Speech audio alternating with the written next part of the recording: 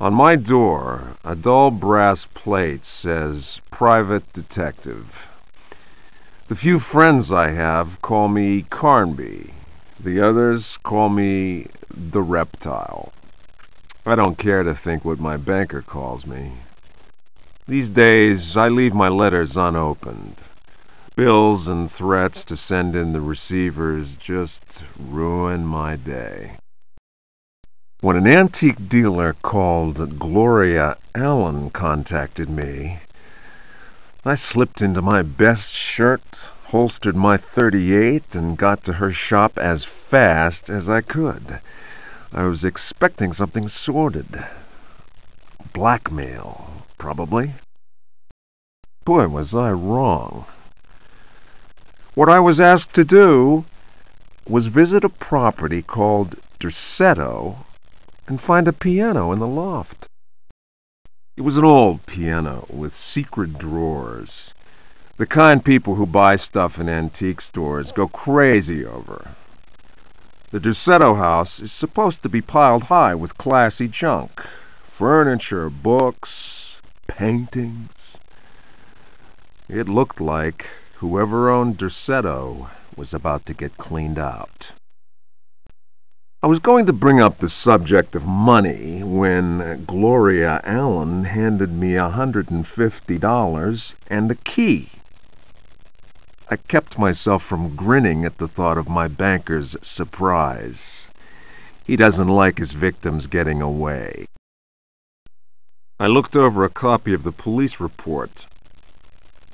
The former owner of Dersetto, a guy called J. Hartwood, had hanged himself in the loft. The coroner concluded it was a clear-cut case of suicide.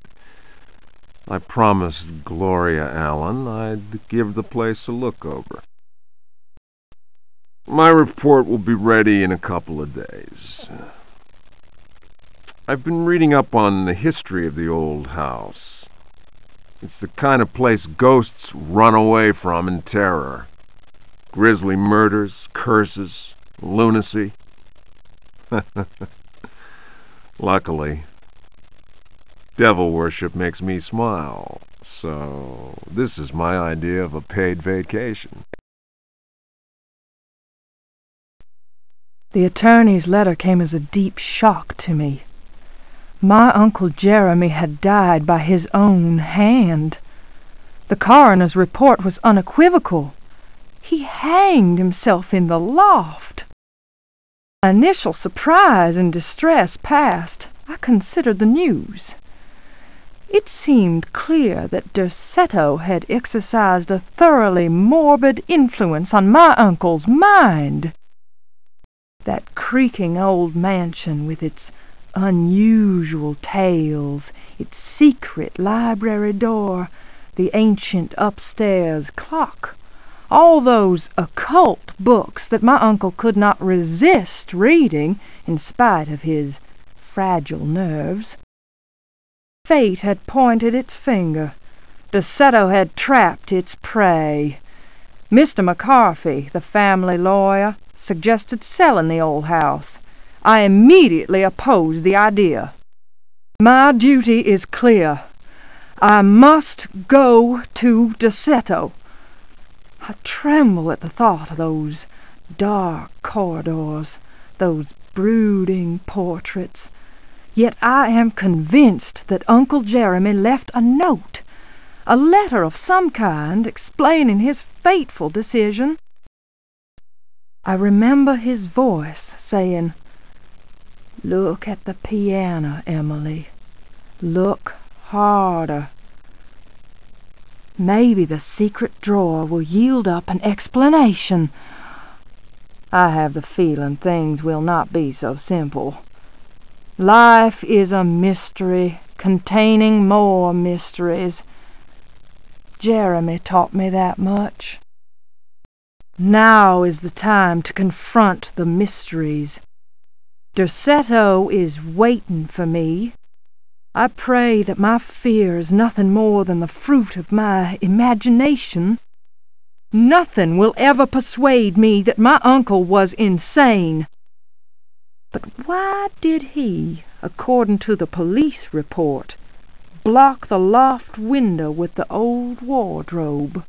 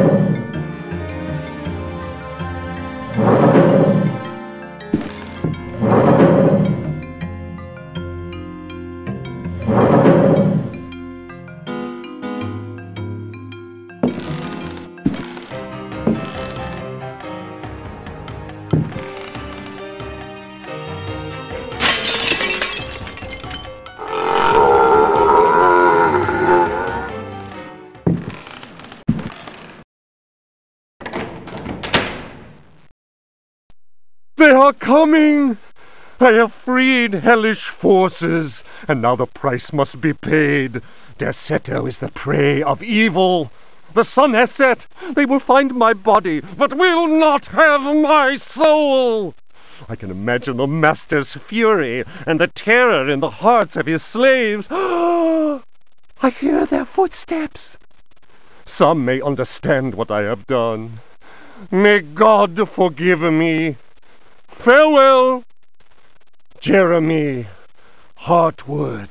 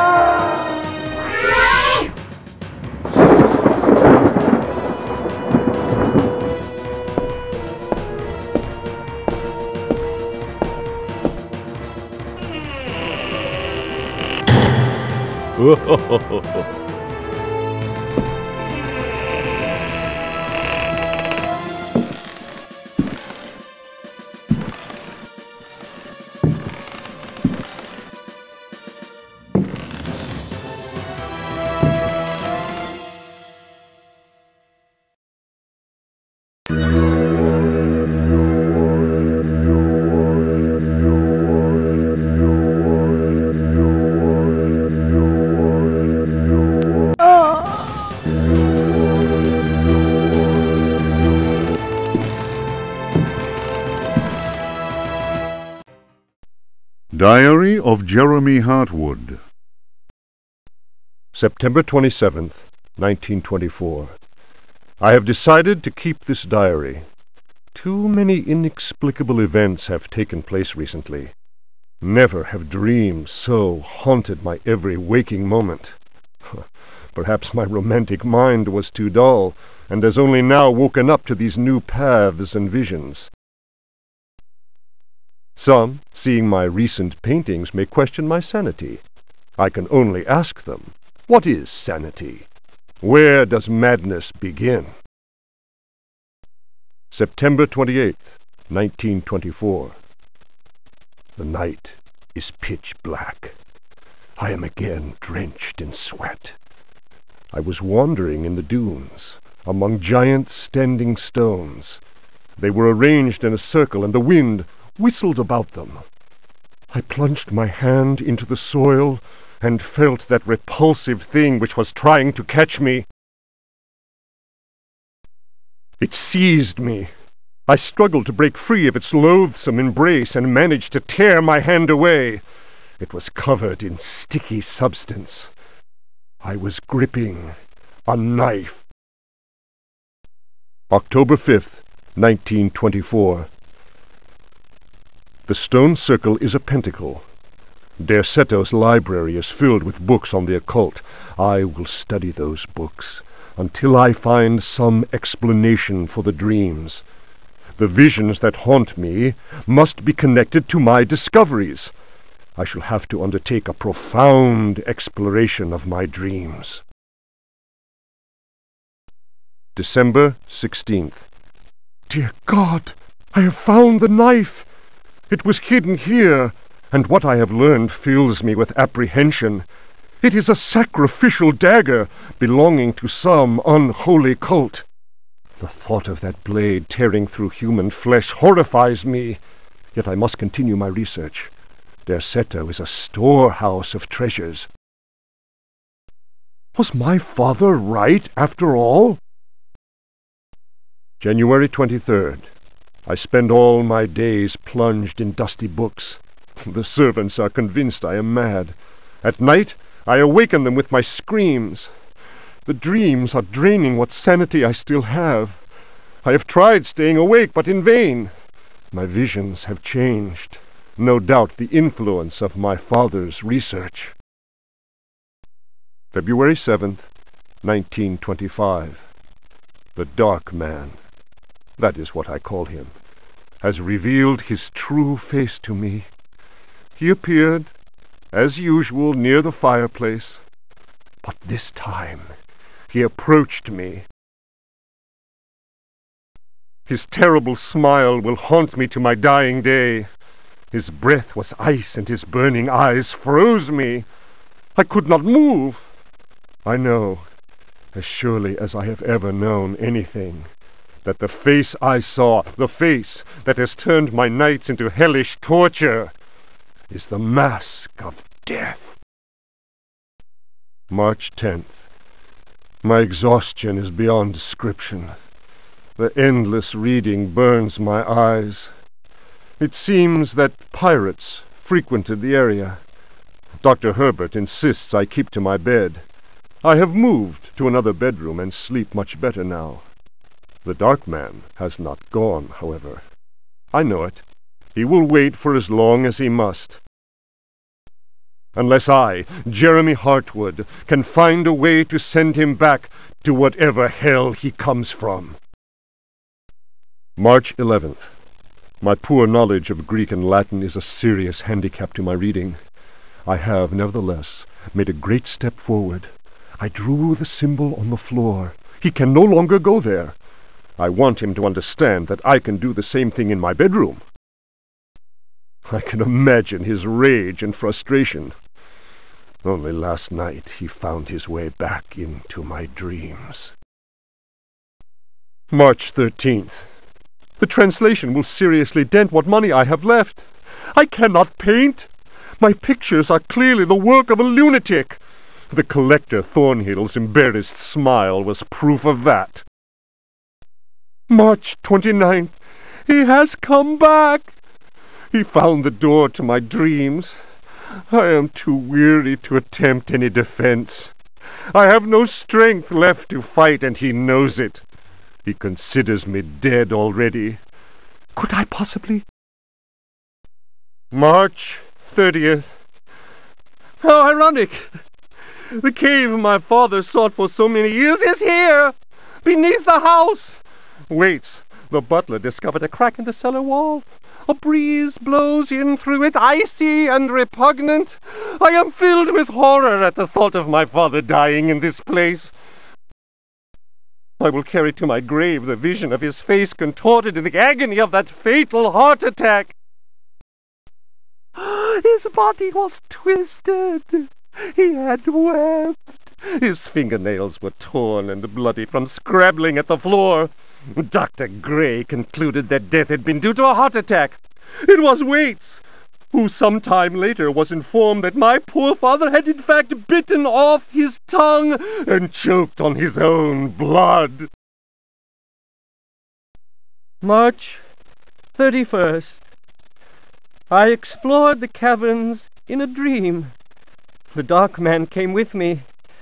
Strangely, I felt almost well. How can I describe what I saw? No. What words are capable of explaining such evil? I realized that my death was of no interest to him. The dark man wants something else. He seeks a body. His avid servants are now free. I am the cause. It is almost funny. A curse is on Derceto. From the foundations to the very rooftop, I can no longer struggle, let alone eradicate the evil that grips the house. The end is very near, I can feel it. I have taken the decision to... May he who finds this diary pray for my soul.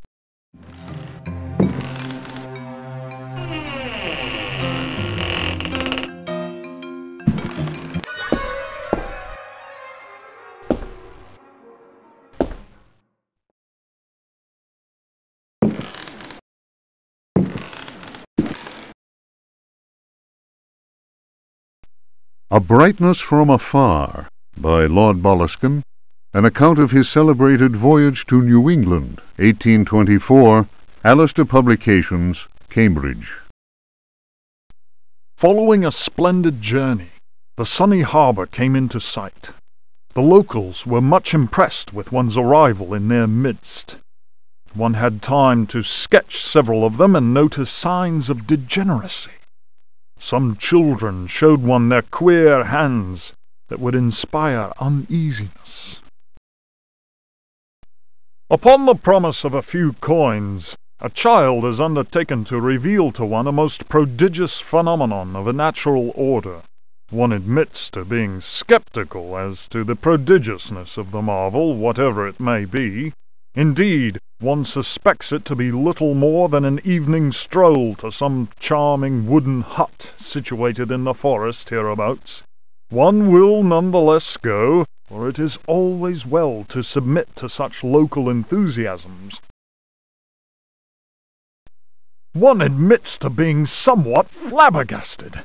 The Milky Way shone like the fires of the apocalypse from the inky celestial vault. Certain distant stars, normally invisible to the naked eye, were clearly visible, glittering indeed with a strange intensity. The heavy clouds that had settled above the village had no hold over that place. It would be pointless to offer here the names of the constellations one perceived in utter clarity. Apart from the interminable length of such a list, one might conceivably risk being charged with exaggeration. The cross cast its shadow on the ground. The sea in the distance was dead calm. Tonight, one will return to that spot and draw those stars. Tomorrow night, one will at last see Halley's comet in all its brilliance.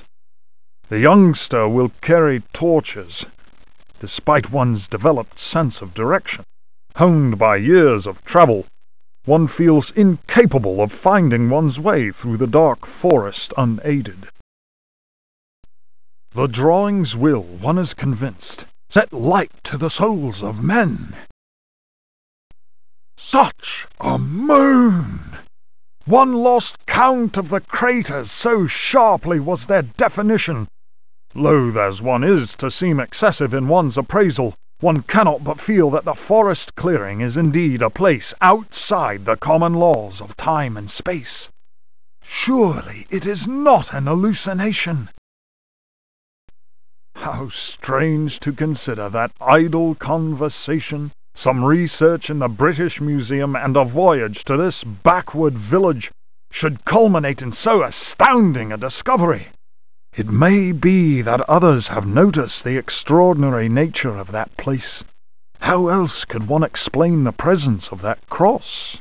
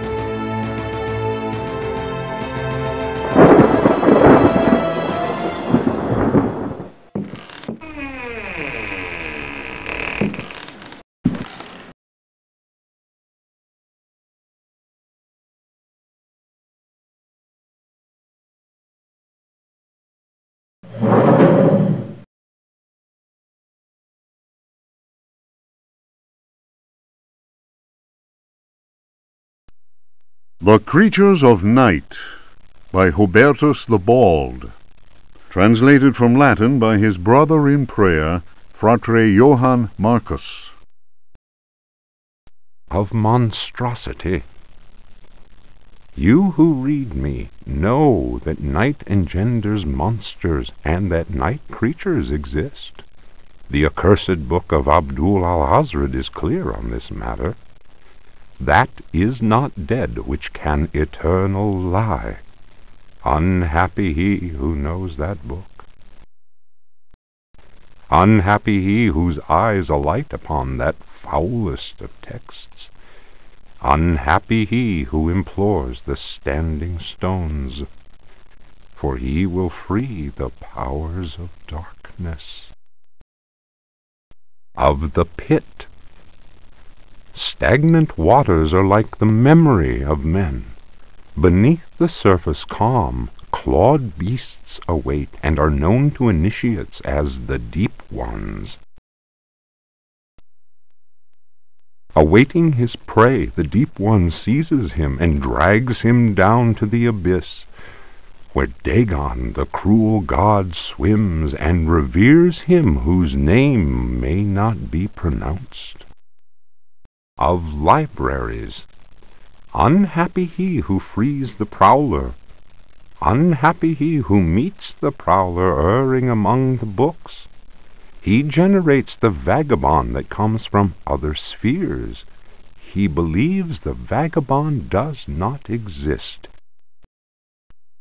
He will feel the embrace of death, for in the eyes of the vagabond, books are no more than dreams, stone no more than wind. The vagabond knows how to take the breath of the reckless. Of strife. He who speaks does not know, and believes he is able to kill the creatures of the night. Folly. Evil is conjured up by science and secrecy. He who prowls among books will perish by the blade. He who flies in the dark caverns will scream in fear. He who swims in the depths will evaporate.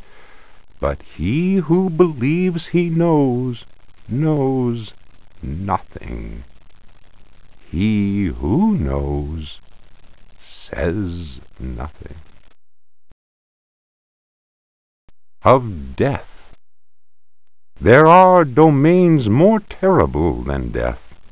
That is not dead which can eternal lie.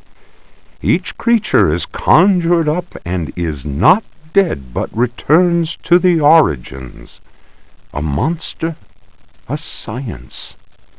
Steel kills the vagabond who never dies. Translator's note.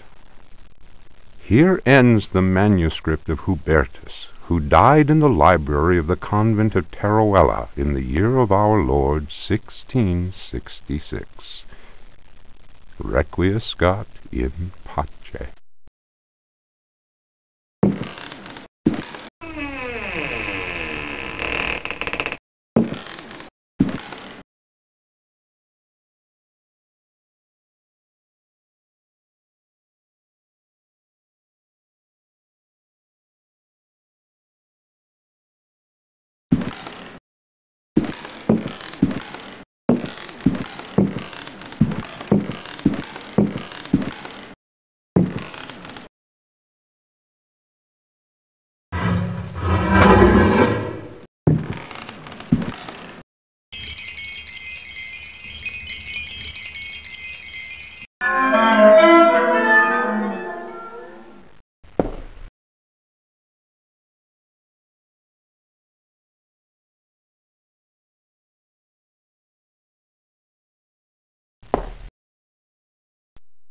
Ludwig Prien.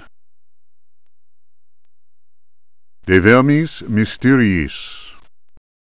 Nomine invocatoris si non sanctificatus es cave. De vermis mysteriis non absolvo folem legendum fatum et eum versus. Tibi magnum innominandum signa stellarum nigrarum et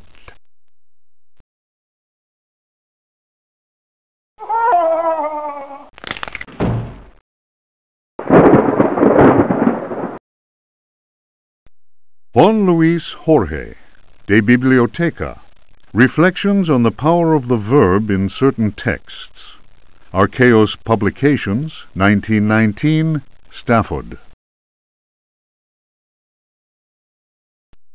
Translation does not alter the occult power contained within such forbidden texts.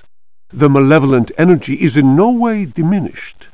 The spell must be cast aloud and clearly, in certain languages or little-known dialects. Maglafar Fathang. The reader will understand that, in the light of these revelations, I would be foolhardy to continue quoting from the text I have before me. If spoken aloud in its entirety, it would surely awaken powerful and malignant forces. I will go further and say that simple reading of some of the more technical passages describing specific practices is in itself a perilous exercise. The ill-prepared reader can easily fall prey to attacks of demented hysteria, not unlike those described in cases of individuals said to be possessed by evil spirits. I recommend the study made by Zempf, Urbain, Grandier, and Loudon, and the reports made by the Reverend Richard Price concerning a number of astonishing, to say the least, exorcisms carried out in a parish near Providence. Given what I have written, we must be grateful to the librarians of the British Museum, who have never allowed consultation of the work of Al-Azif's startling work, the infamous Necronomicon. Copies of that work do exist, in spite of the zeal of book-burning inquisitors. For proof, we need look no further than the British Museum, of course, and the sealed archives of the Miskatonic University in Arkham. Other examples of books whose evil can be unleashed by any thoughtless reader are von Jutz's von Unersprechlichen Kulten and the abominable De Vermis Mysteries by Ludwig Prien, whose sordid death should be a lesson to all those tempted by a study of the occult. The Sacrificial Dagger, Otto Stern, Lumina Books. The importance placed on ritual sacrifice is constant in religious cult practice. Propitiating the gods is a theme common to many religions. The Old Testament affords many examples. Primitive polytheistic belief systems integrate sacrifice in their rituals as part of the recurrent process of reaffirmation and, naturally enough, group cohesion. The members of their social and religious community come together in an act of purification and atonement. It would be erroneous to imagine the act of human sacrifice linking priest, offering, and God, C.F. Manzetti's stone cults, as anything less than a vital focusing of the group's faith. The act also ensures the continuing appeasement of the god, but only if practiced by a recognized officiating priest using the appropriate instrument. Studies made concerning primitive religious groups bear witness to the central role of sacrifice in living ritual. My own work in the field of ethnopsychology brought me into contact with a sorcerer living in the region of Arkham. He introduced me to the rite of steel, linked to a ceremony known as adoring the black goat of the woods with 1,000 youngs.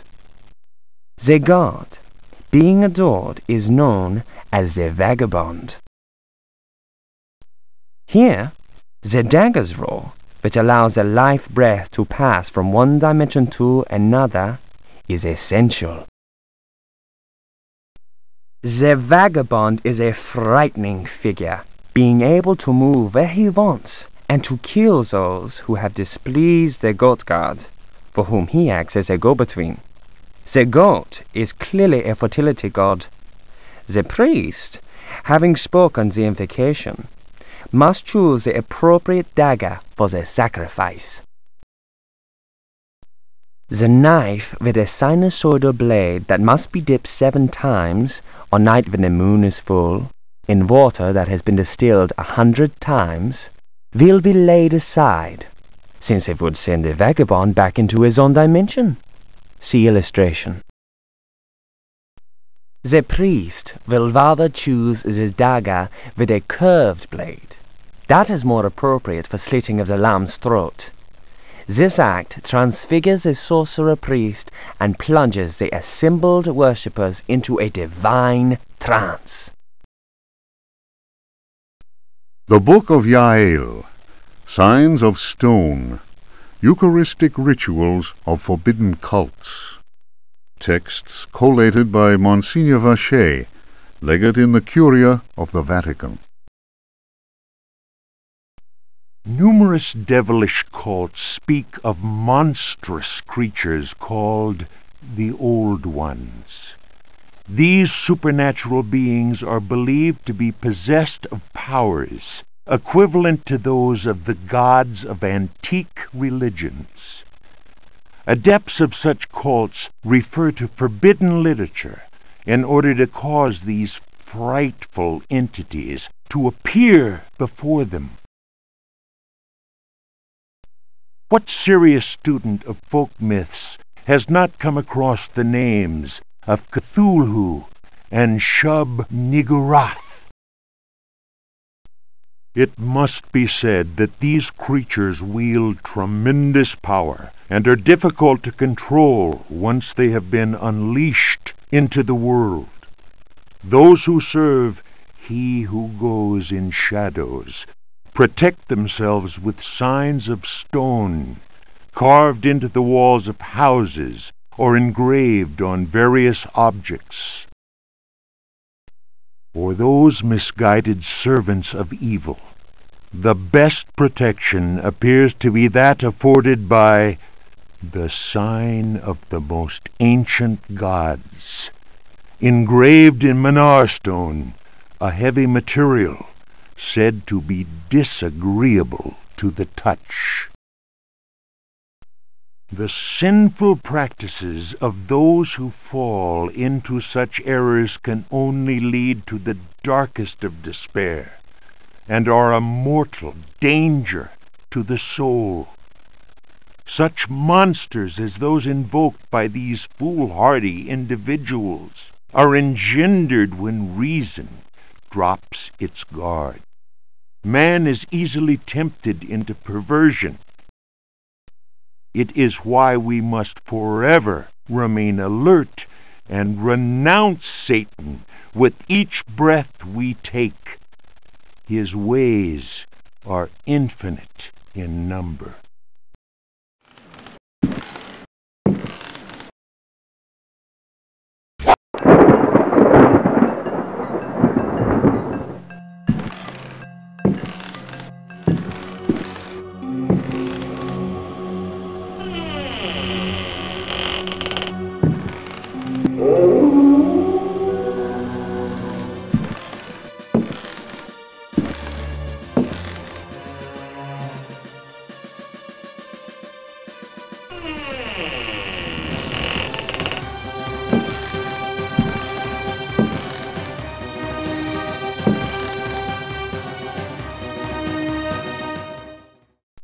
The Tale of Captain J.W. Norton of the Army of the Union.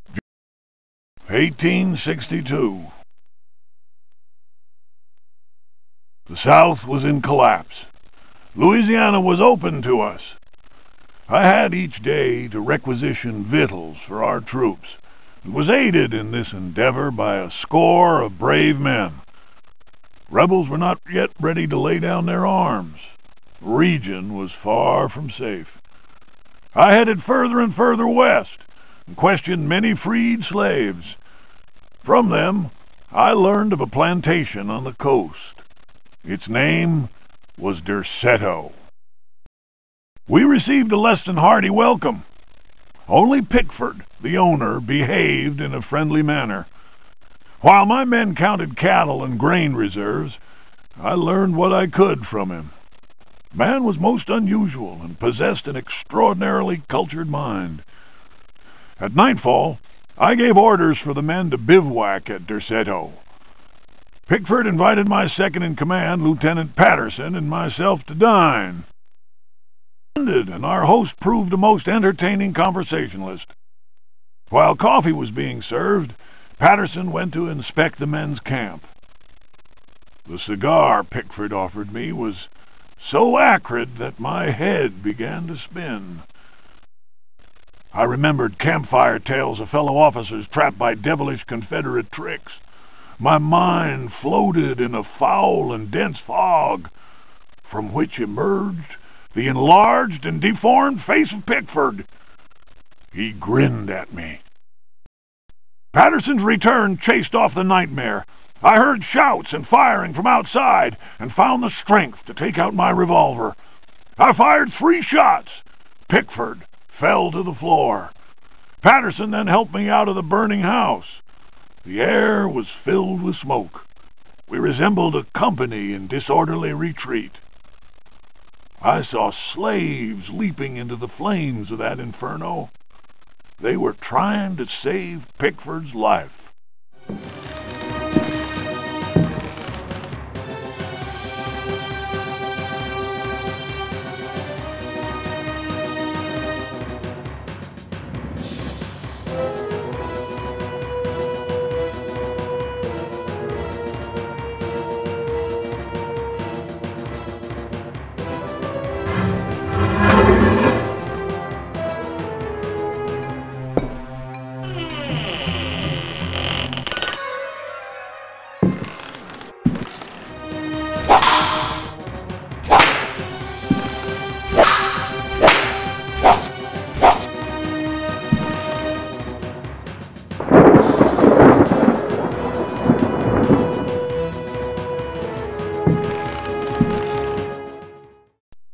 Daemonia Particularis, Signs and Rituals, by Heinrich Cassel, Ring Publications.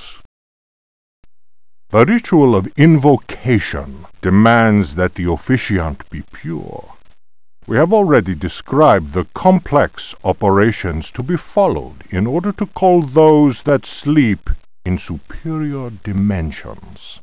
We shall, for the present, limit ourselves to the sign of mutual recognition used amongst their number by adepts of the cult of the Old Ones. The sign also serves as protection when in the presence of a servant of evil. The sign resembles a blessing, save that the first and little fingers are both folded beneath the thumb, whilst the second and third fingers are held up. It would appear that this sign has no effect on adepts of a certain rank with knowledge of particular secrets contained in the corpus demonicus. The use of such signs is not without considerable risk to the user during any attempt to call upon those from without.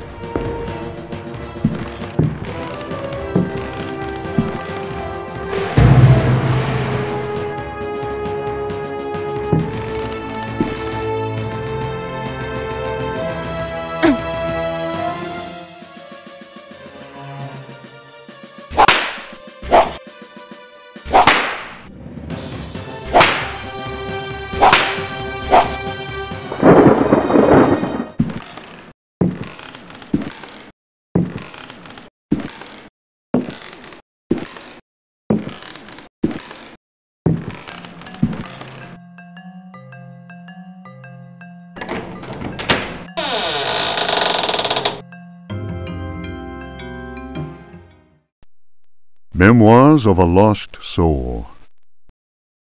The mask must fall.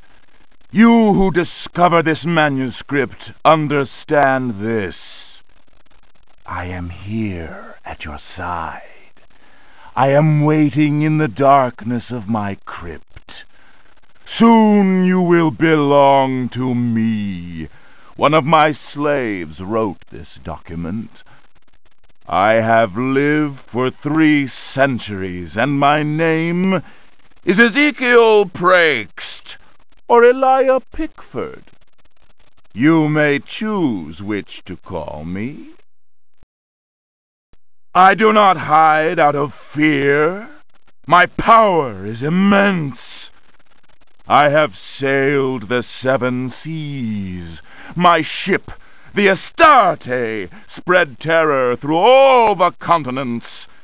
The corsairs judged me like the Welsh judges of 1620, but they could not destroy me, and neither could the pirates.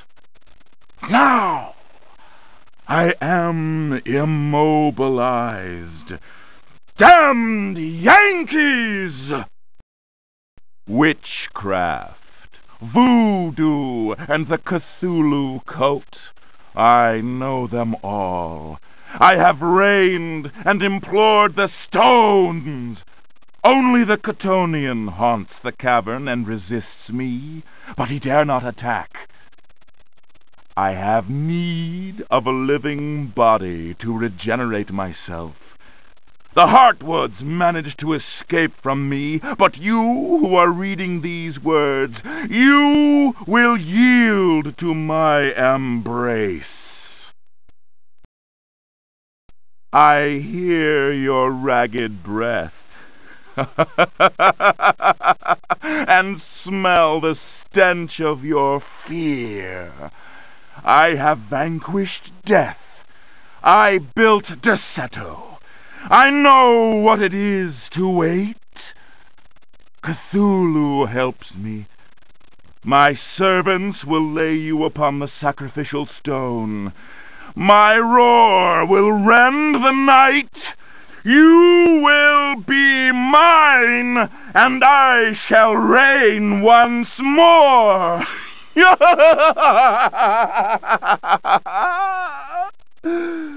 Come to me.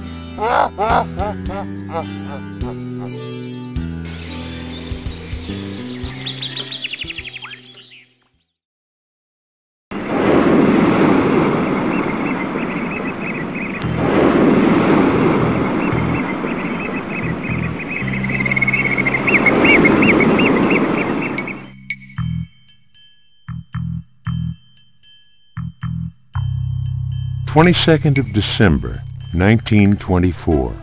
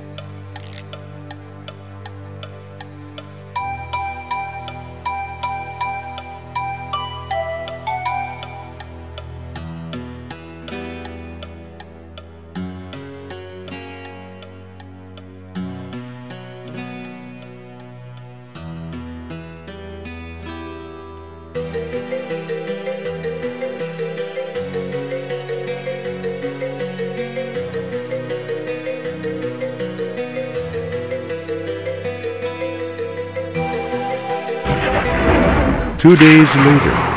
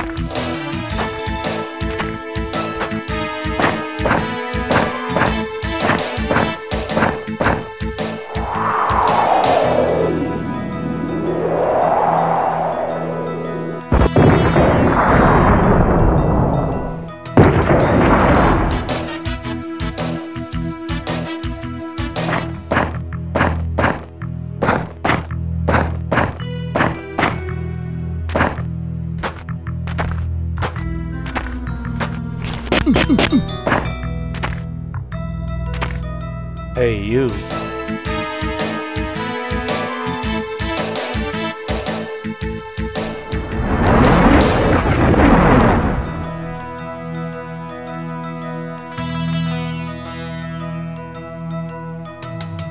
Crew muster for the three-master Flying Dutchman. turned to freebooting December 25 of the year of our Lord 1724. None may know the name Jeremiah Johnson Tecker, but all fear Shorty Leg, born in Cork. He was 14 years old when he freed himself from the shark's manacles, turned 2 cannons loaded with grape shot at the captain's cabin, and fired. The recoil whipped off one of his legs. In 1717, he was found and brought aboard the Jolly Roger by One-Eyed Jack, after drifting for 2 weeks on a makeshift raft. Using a steel cooking pot in the sun's rays, he had taken the salt from the seawater, thus having water to drink. Fish he did knock on the head with his peg leg. Thereafter, it became his weapon of choice. Taken on as ship's surgeon. Hey, you.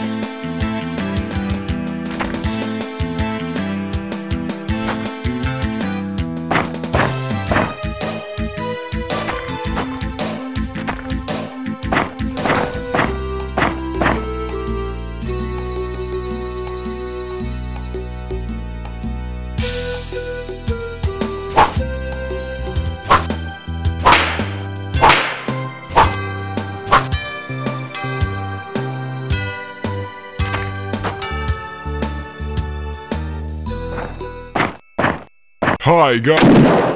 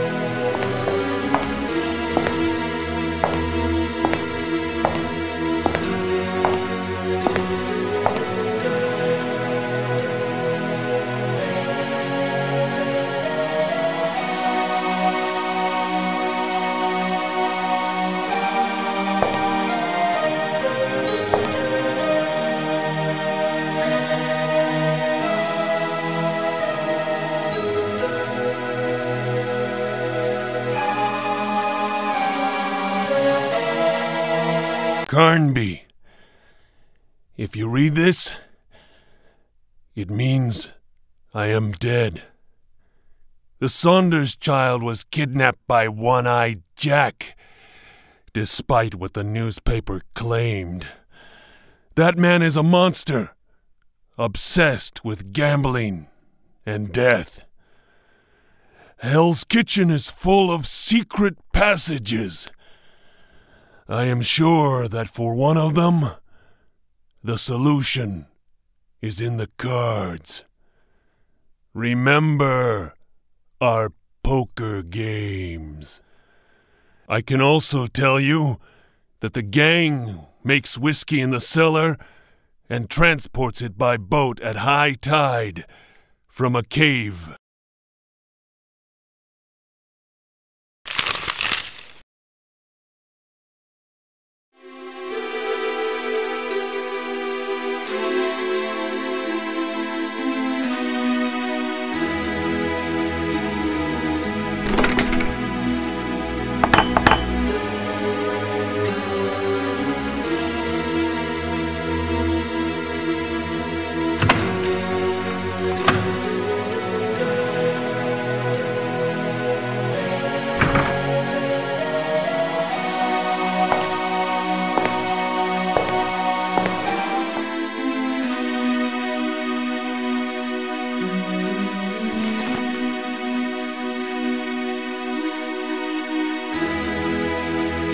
Hi, guy.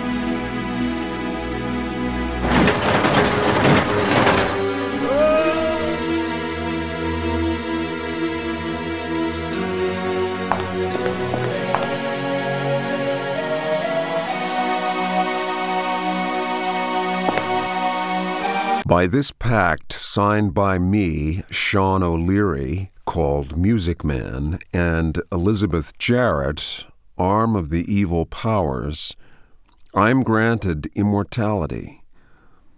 This pact is renewable every 100 years. In return, I swear fidelity and obedience to my masters. Should this document be destroyed in my presence, or if I come to die, the galleon will shelter me for 2 days. Signed off the coast of Haiti on the 25th of December in the year of 1724. Life and times of the freebooters and buccaneers. My iron fist will lead you till it freezes in hell. Cheers rang out at this promise. Hanging by the foot from a spar, the one-armed man begged for mercy. One-eyed Jack looked up at him with his good eye and said, "May the sun cure your flesh and tan your stinking hide, you poxy cur!" Black Hat stood ready. The shark's fin glided close by. "No, not that!" yelped the one-armed sea-dog. Black Hat threw his hat and it cut the rope. The one-armed man did not swim long. "Hurrah for the captain!" roared the shipmates. "Caramba, that seems a little harsh," muttered Luis. The new cook, T-Bone, glared. "Maybe you want to swim too, eh?" he growled. "No, senor, I beg you. I say nothing." "Then shut your gob and do as you're told. 3 knocks if you want to enter the captain's cabin. And forget One Arm. His cooking was only fit for swine."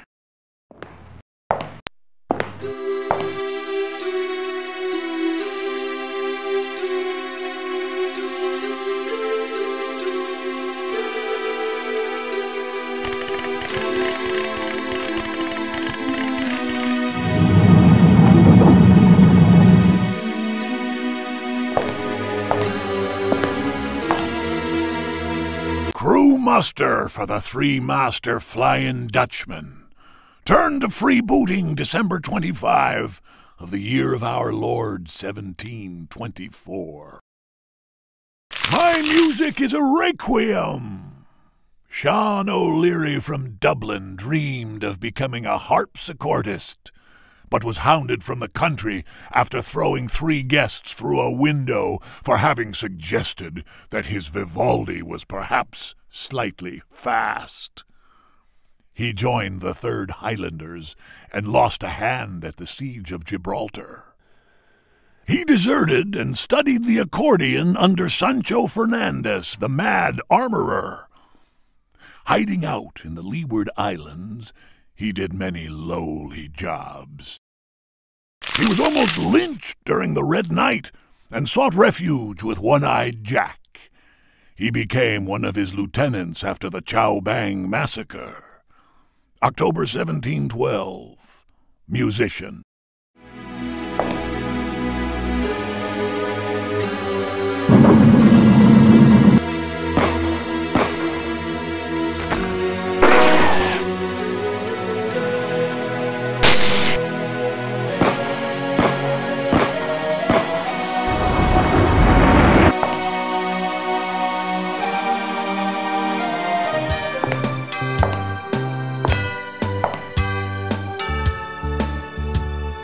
Hey, you.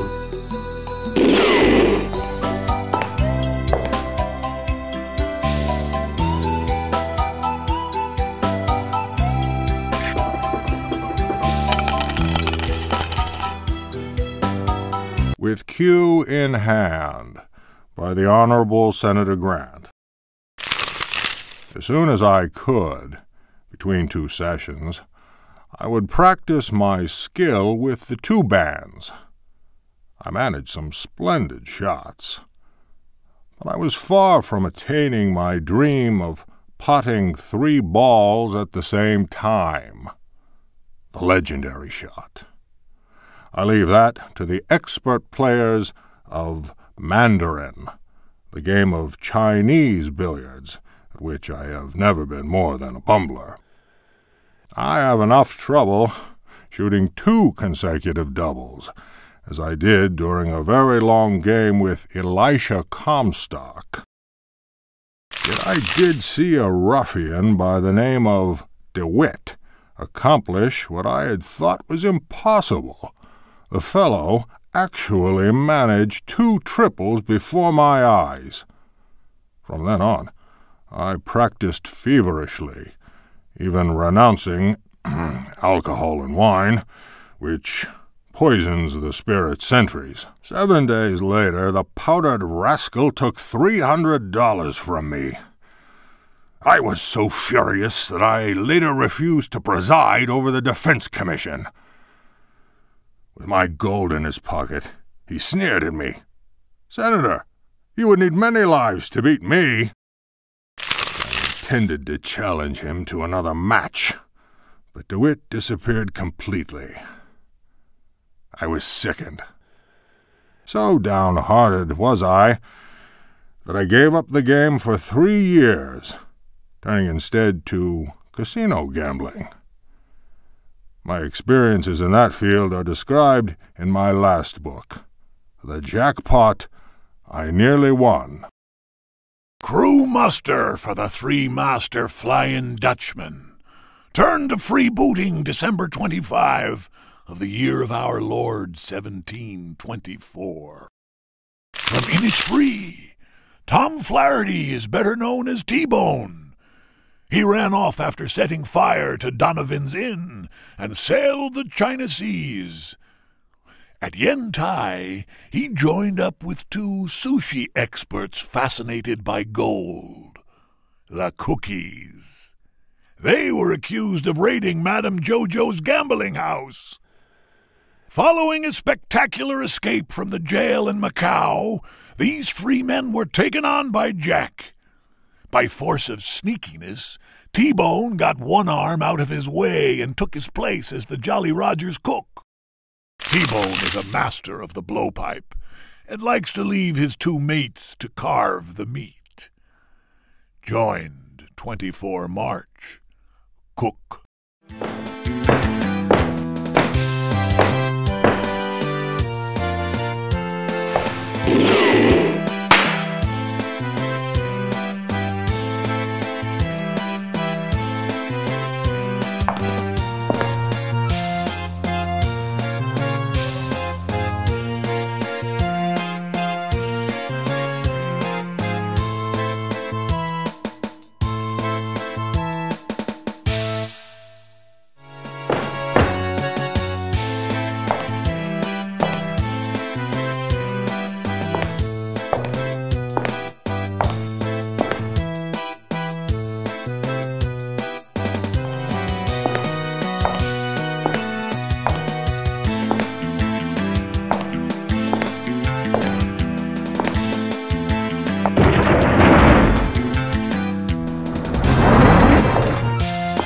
You know that wine may open many a door.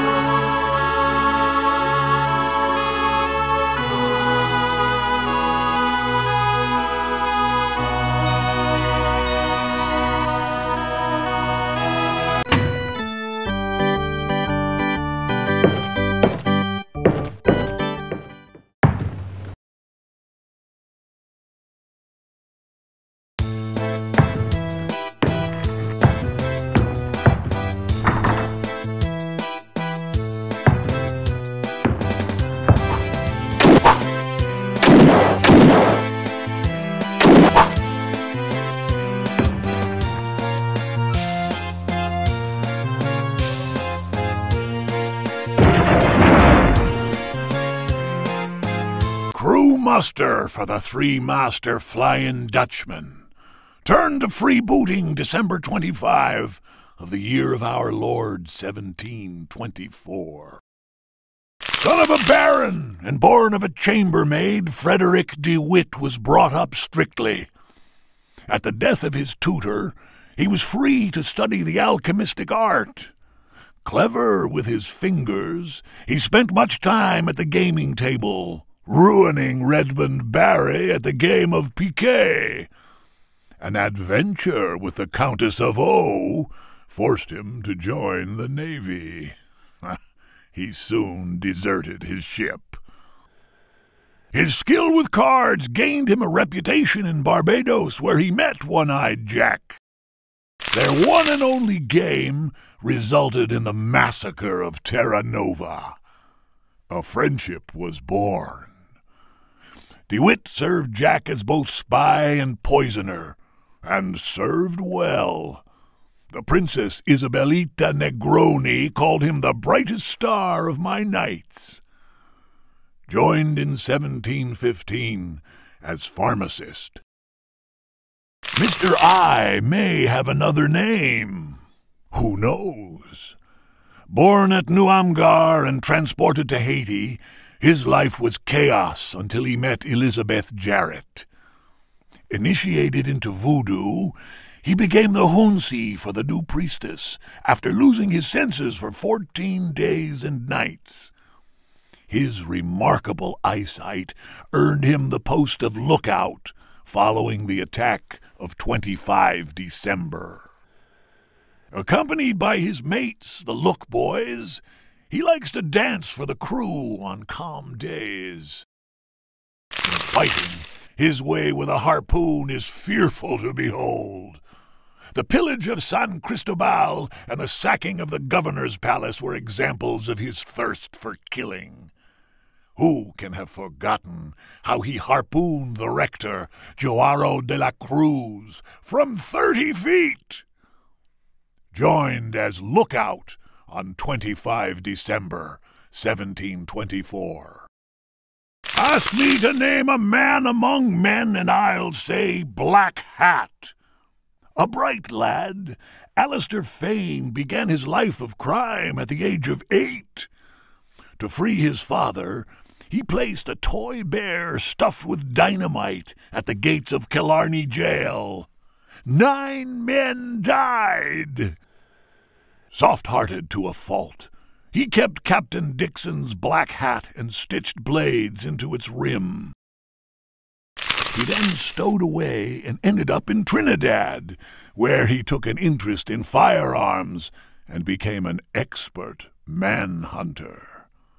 One-Eyed Jack was sure to learn of such a man. Black Hat, marksman. Bubble Blade is the youngest of a family of armorers of Toledo. Trained from birth to handle a sword, he became a duelist of note. At the Prado, he gutted the young viceroy.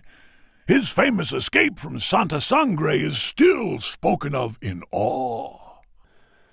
One-Eyed Jack recruited him in Mexico, persuading him to say farewell to his 6 magnificent companions in arms. Tales of his famous secret stroke, the Royal Pardon, soon spread far and wide. His 2-hour fight with Lieutenant Briggs will go down in the history of freebooting. Bubble Blade, 2nd Lieutenant.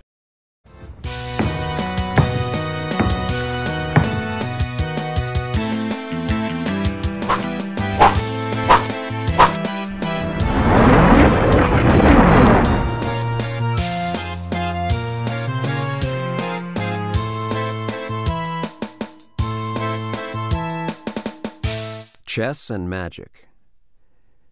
If the White Queen seeks the throne, the king must empower her. May the amulet laid in the center of the sign open the doorway to space. That is the key to the royal gambit. Translator's note. This Gaelic poem might have helped Crowley to defeat Tartakover, the man who fed the devil in the box with gold.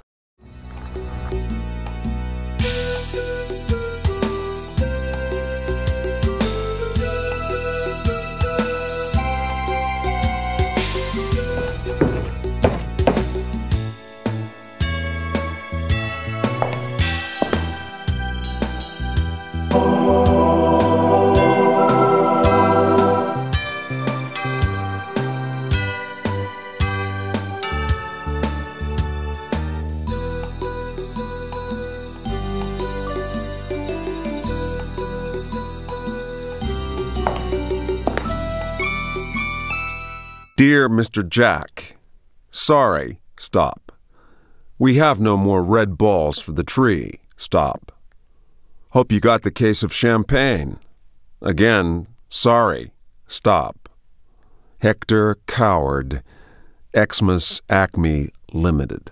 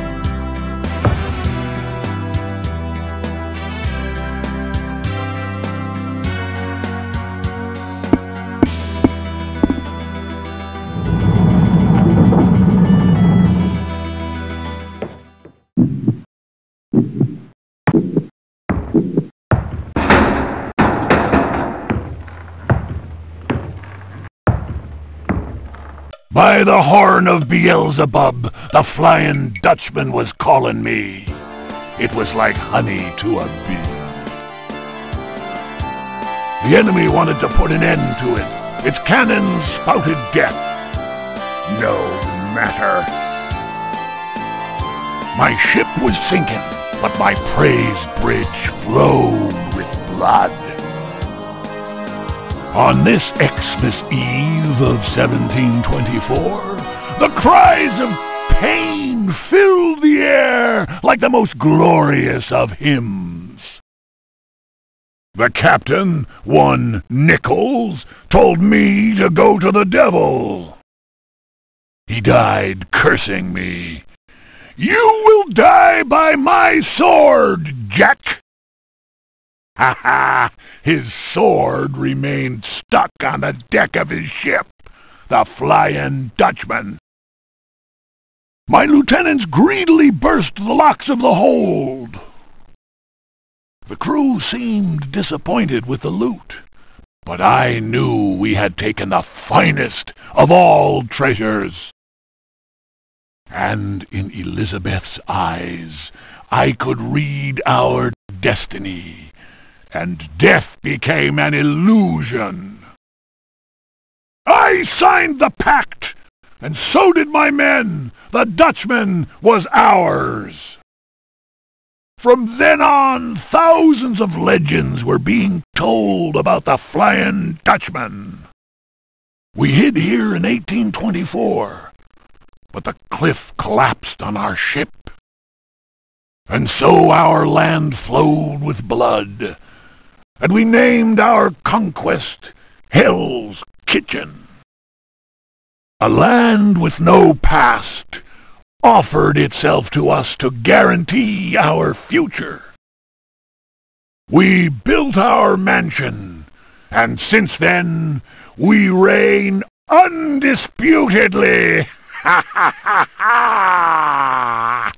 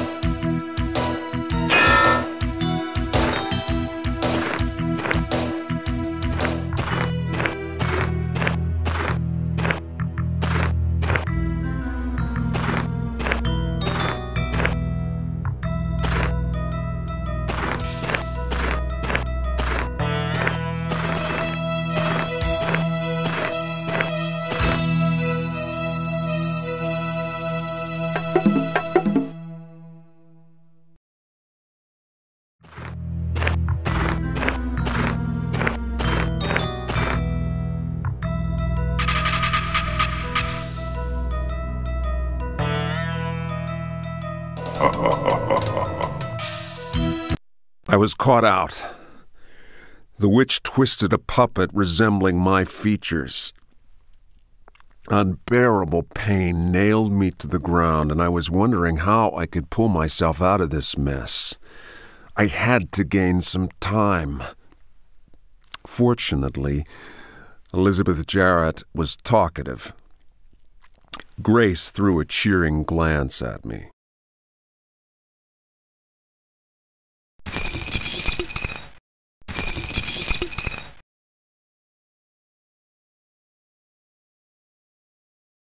More than 2 centuries ago, Elizabeth Jarrett arrived in Haiti. I was then an innocent young girl, but Cotton, my tutor, taught me contempt. In hiding, a slave of his taught me to ride the shadows. Soon, the slave grew stronger than the master.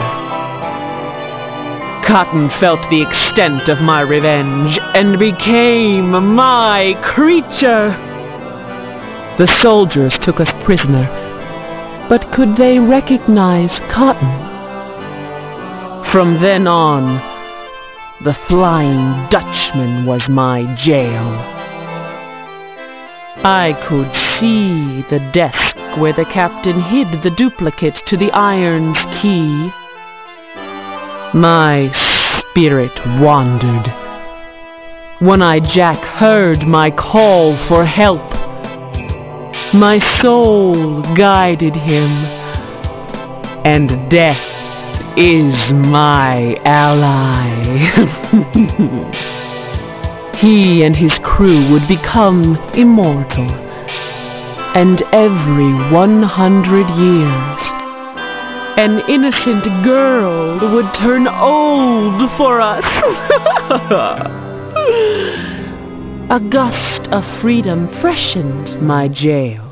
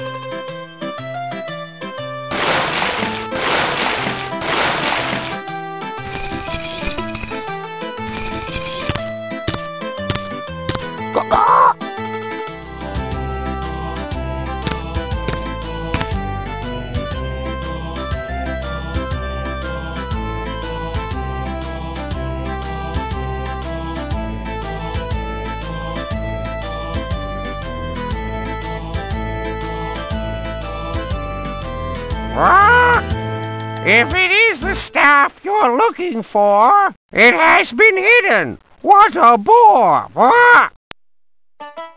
In the cabin of the One-Eyed Man, that's where you should seek it, if you can. If you please, do not sneeze.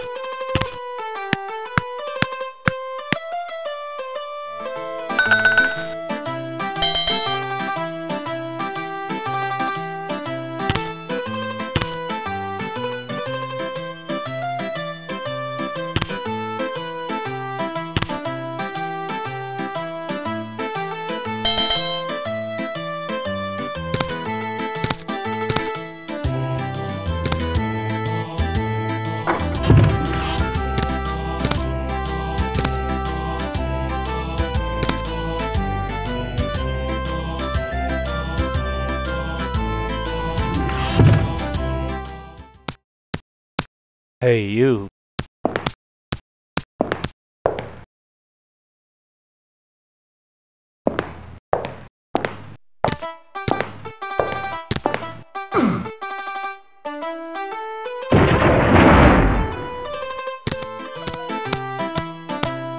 Hey, you.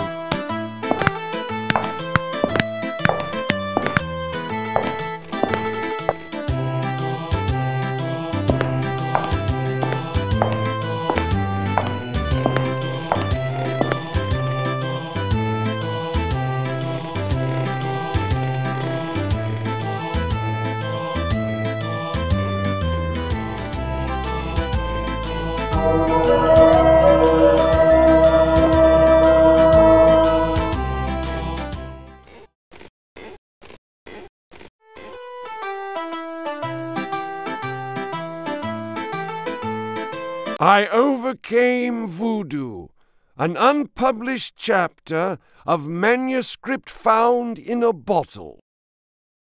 In the heart of the storm, the Malay suddenly emerged from the cabin, waving a chicken leg.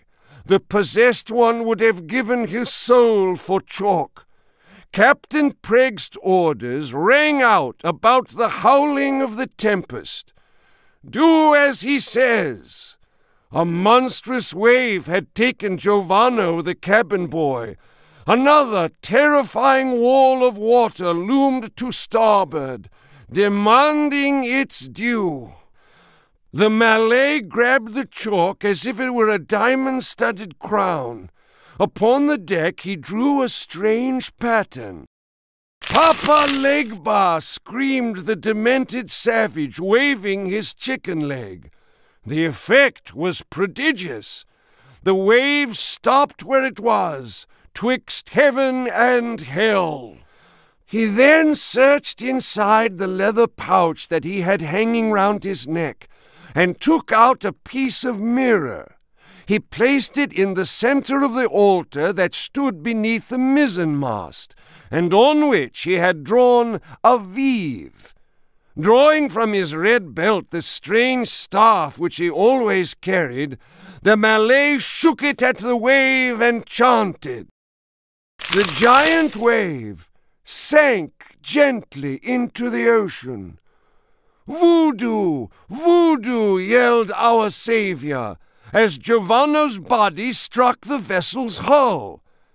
"I can bring him back." The Malay looked over at Prext, who answered, "No, the fool could not even read."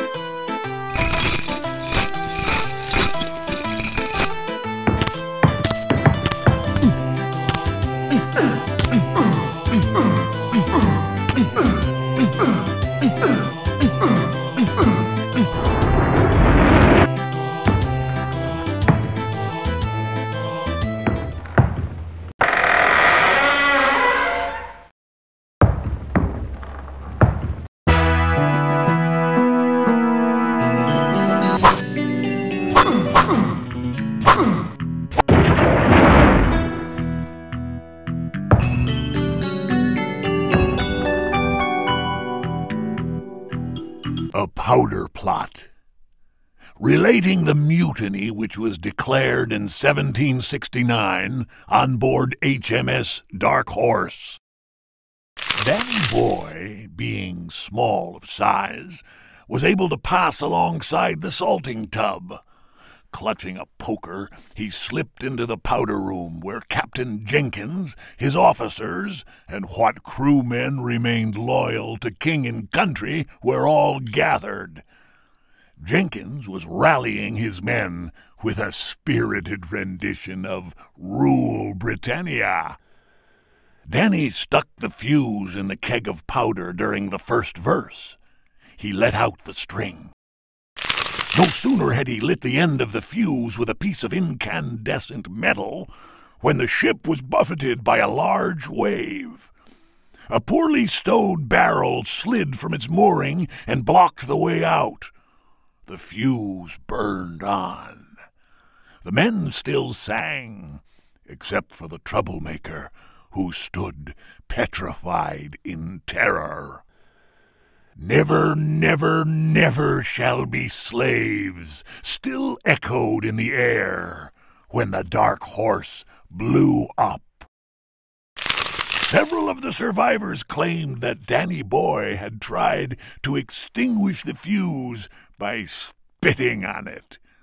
If only provisions of sand had been made ready for such emergencies. From that time on, the stower's name was cursed by all freebooters. And so ended in flame and death the tragic tale of a fine three-master, now resting 80 feet under the waves of the balmy Indian Ocean.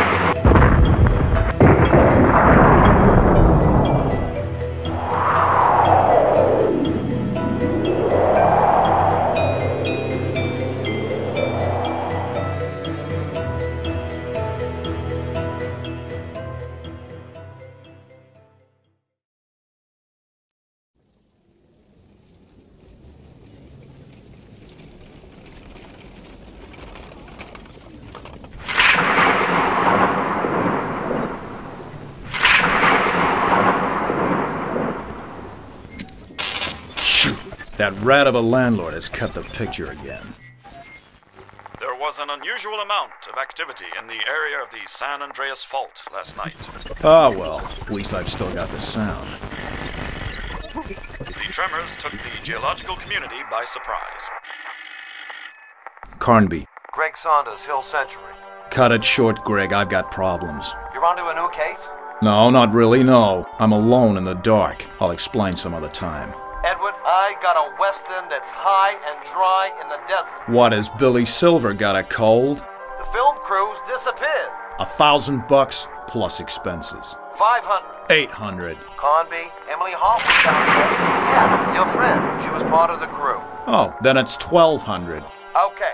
Have you got a map handy? Something to write with? Sure, I got a map and 5 secretaries at the end of each arm. Go ahead. You see Barstow to the east of L.A.? You go south from there some 50 miles, then off to the east about 5 miles. After Las Verdes, go about as far as that black line. You see that on the map? That is the San Andreas Fault. Hey, that's the Mojave Desert out there. Conby, there's a town there. Well, it's not really a town. It's a ghost town, more like. Slaughter Gulch. Okay, I'm your man.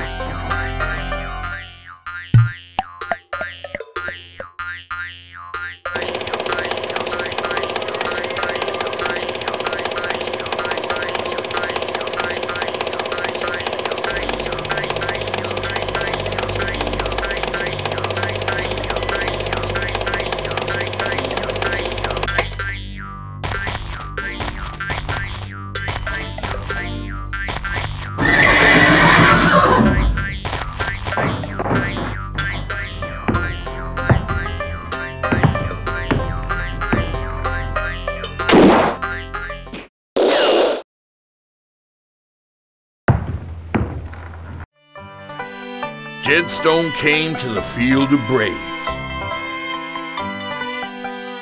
buried his hands in Mojave graves. He found himself a golden bird, and soon the wind done spread the word. Prospectors came from miles around. 11 days they dug the ground. But there was evil in that mud, and Slaughter Gulch was born in blood. The whiskey seller, he came too, and hid his liquor out of view. The varmint who can turn that horn and tell the tale just ain't been born. 11 days and nights did pass, and Sheriff Dawson came at last. He swore his band of lawless men would follow Stone until the end.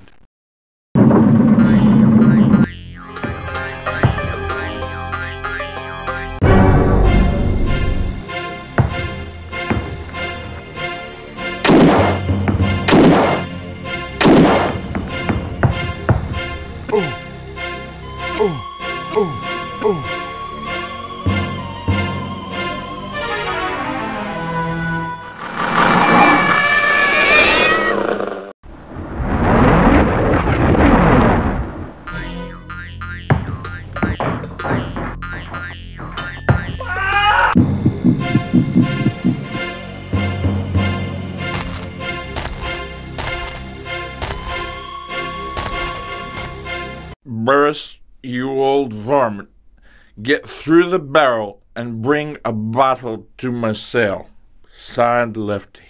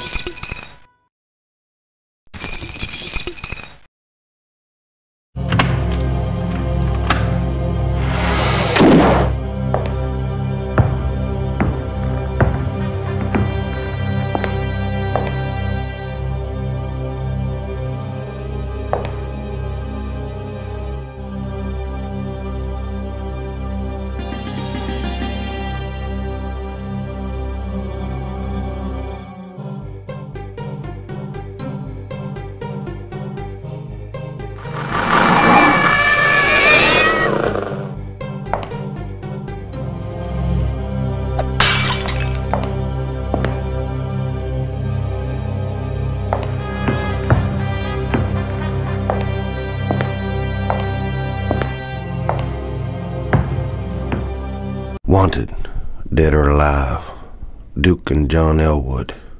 Reward, $2,000.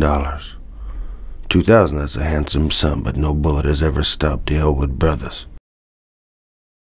Wanted dead, Lai Tung, alias Cobra. Reward, $300. Careful, that Sam Yap man already escaped twice by putting a 30-30 bullet in the lock of his cell door and hitting it with the side of his hand. Wanted, dead or alive, Jim Burris, alias Lone Miner. Reward, $400. This coyote is so greedy, the only thing that can stop him is a golden bullet.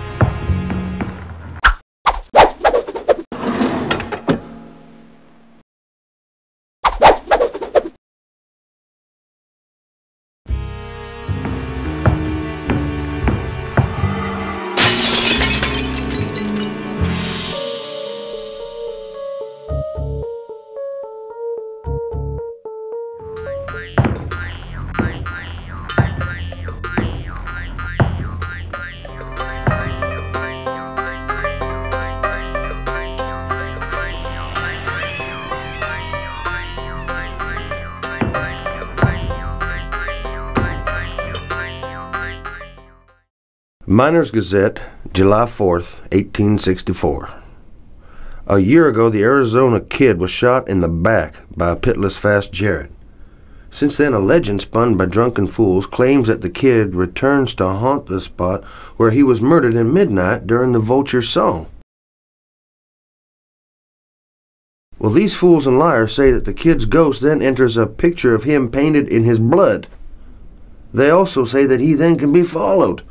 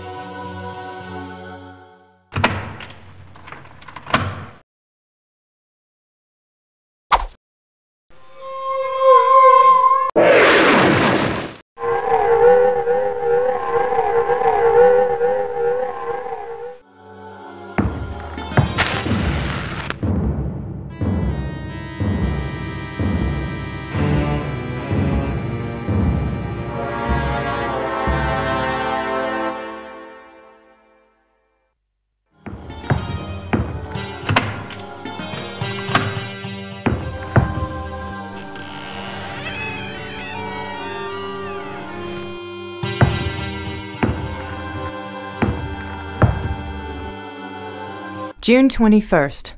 Hollywood stars are such spoiled brats. Today I learned that Billy Silver demanded to be paid by Hill Century in gold ingots.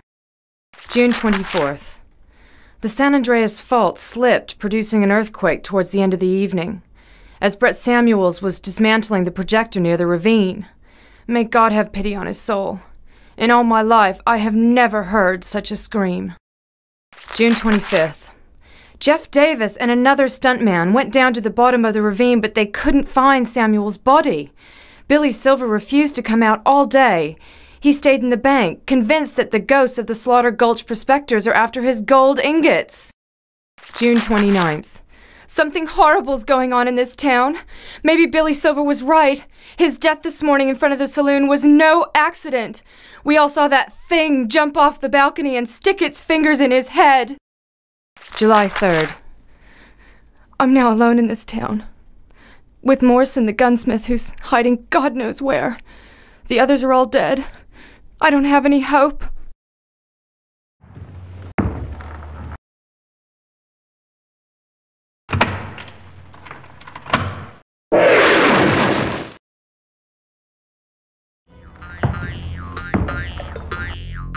Danger! Beware of explosions! Keep these reels away from heat and magnesium flashes!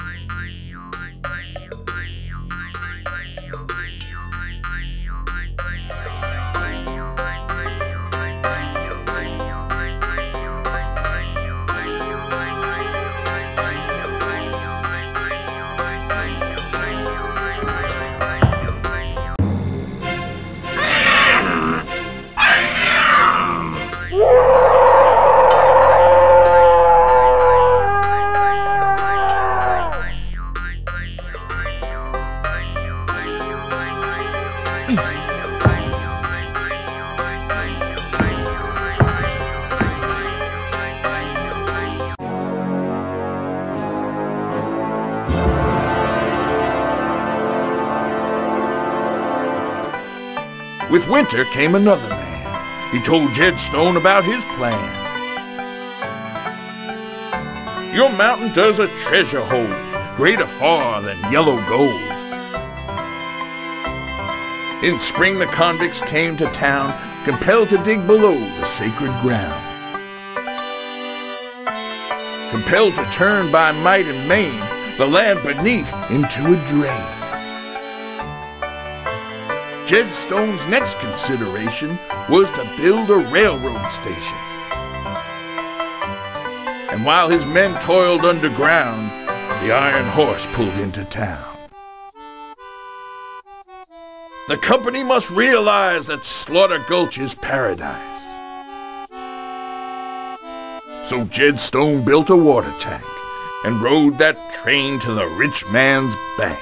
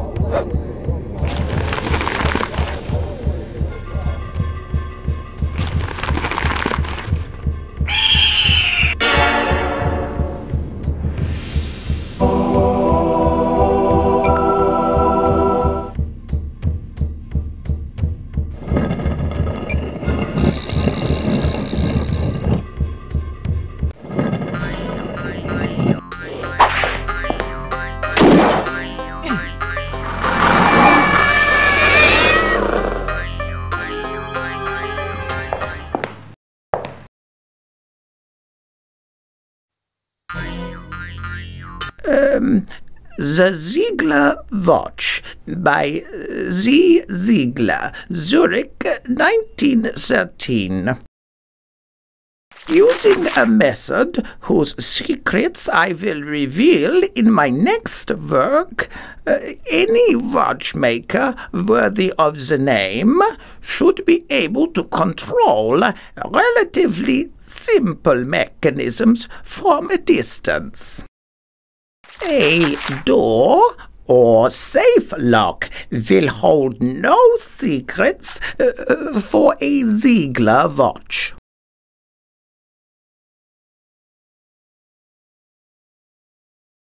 Traditions and Customs of the Navajo by Colonel Walker.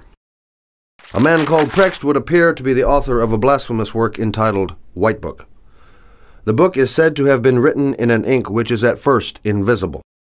I have heard that by firelight Prext chanted impious incantations to his faithful before indulging in unholy acts.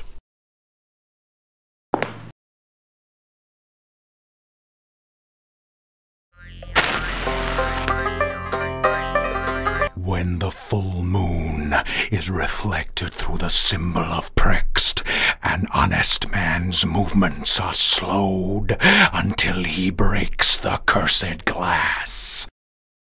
He who places the war stick of Thunder Sun at the center of the Stone of the Dead will rend the sky and hold off forever those who guard the sticks.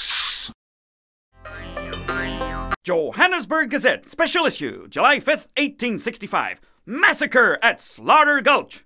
While North and South, now united, celebrated our nation's independence. The founder of Slaughter Gulch lynched a railroad company man and a government agent. Horrified by these events, the town's honest prospectors, led by Tobias McCarthy, owner of the general store, took up arms. Jed Stone and his men then hid up in the mountains. But dynamite thrown by the valiant defenders of order ignited methane pockets, and Stone's lawless band was completely buried beneath a mountain of rock. Members of the 7th Cavalry searched in vain for survivors.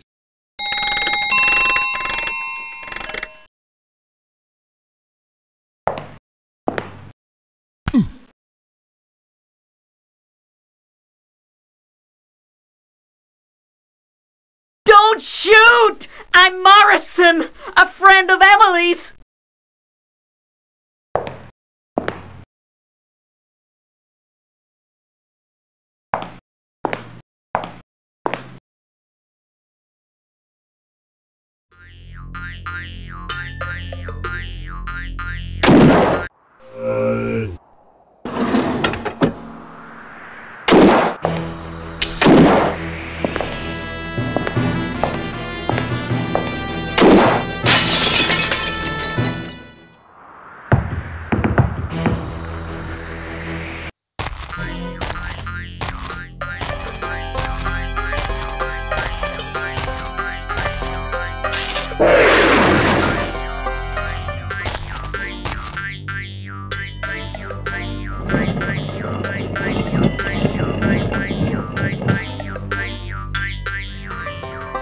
I'll be back.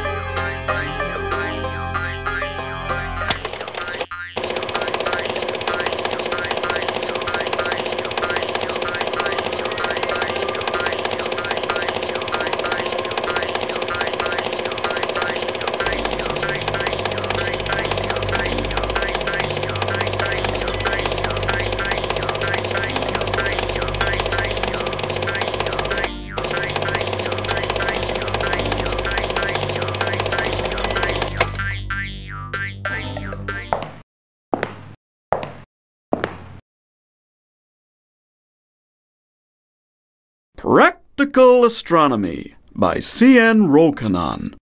Framed by Hercules and the Serpent lies the Corona Borealis constellation. 179 degrees squared wide, Corona Borealis counts 20 stars of an absolute magnitude superior to 6, and therefore visible to the naked eye. An unpracticed eye may only distinguish 5, forming a circular arc.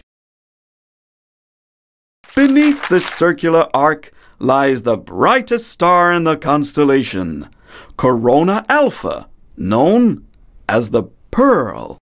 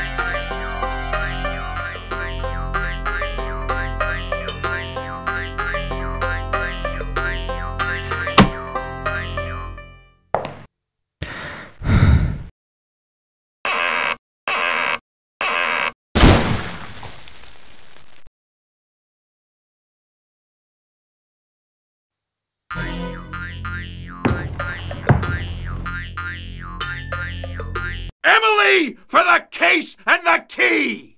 Midnight at the water tank! Jed Stone!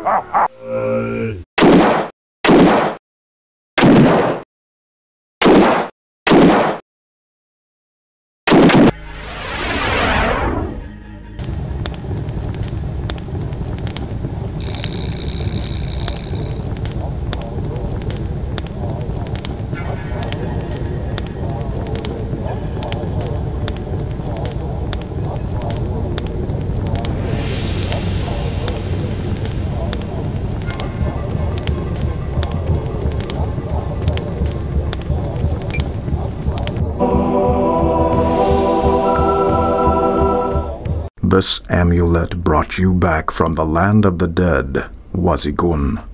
But there is a task you must accomplish before you can attain human form. Give back to the earth the eagle that was stolen, or else at the hour of the wolf, Slaughter Gulch will live again, and the world will die. Hurry. When the embers are no longer red, your soul will forever leave this world.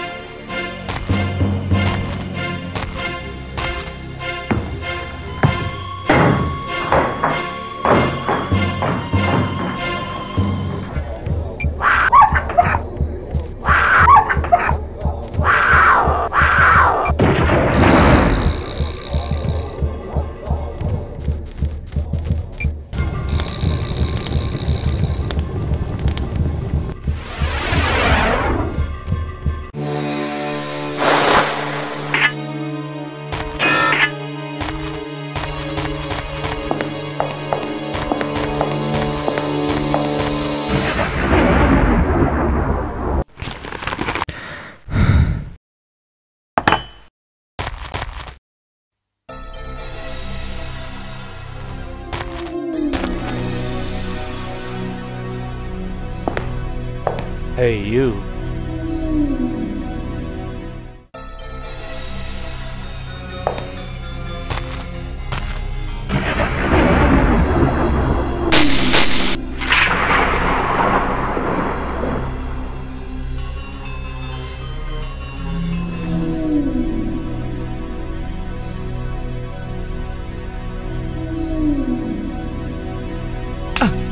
Hey, you.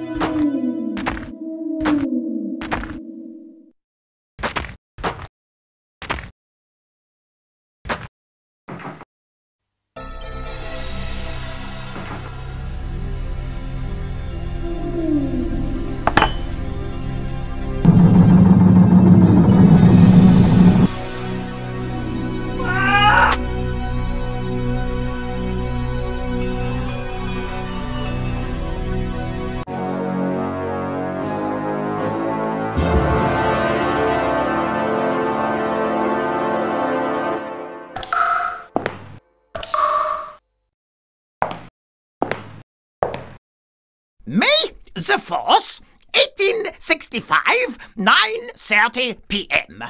All contact with the mountain ore causes irreversible mutations. Mr. Stone seems immune to the radiations, but All others must pour lead on the mineral before working with it. June 7th, 1865, 2 a.m. The water in the caves appears normal, but it is in fact heavy water. The hydrogen in the molecules is replaced by its isotope due to deuterium. Combined with the ore, this water could trigger the apocalypse. But I need more gold. June 21st, 1865, midnight. The Aztecs believed that he who could tip the world into the sea that lies beyond the Great Scar would rule the earth. If that's true, then I'll soon be sitting beside Mr. Stone.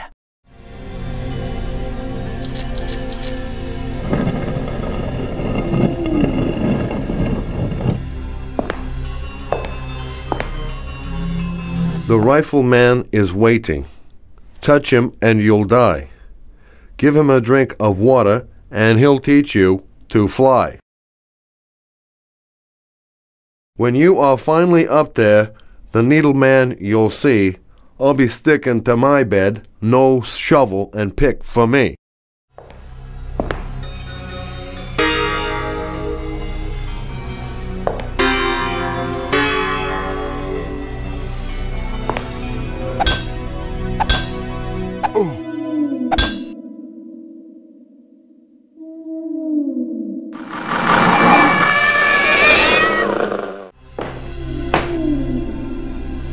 Hi, guy.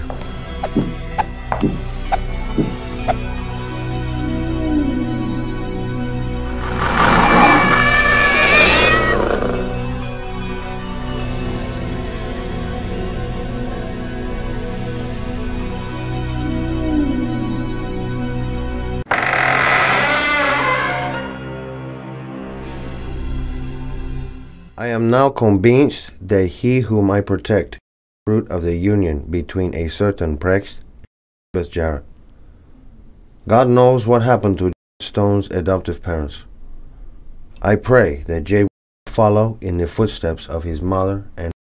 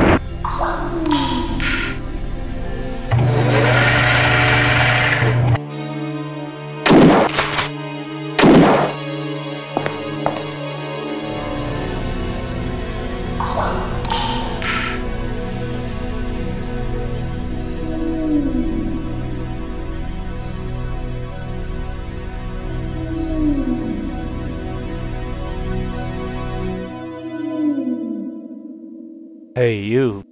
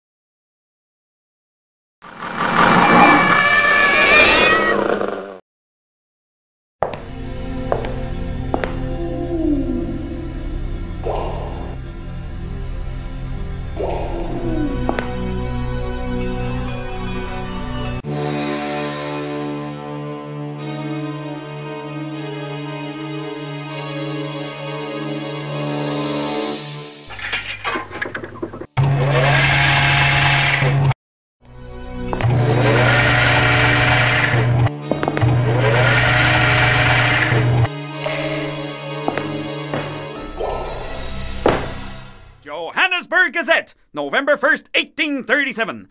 During yesterday's Halloween celebration, fire broke out in the San Juan Mission. The cause of this blaze is unknown. No victims have been reported. However, Jedediah Stone, one of the orphans raised in the mission by Father Don Fernando, is missing. Let us hope that tragedy has not befallen young Jed. No slave of evil may survive around the eagle who rules over the green world.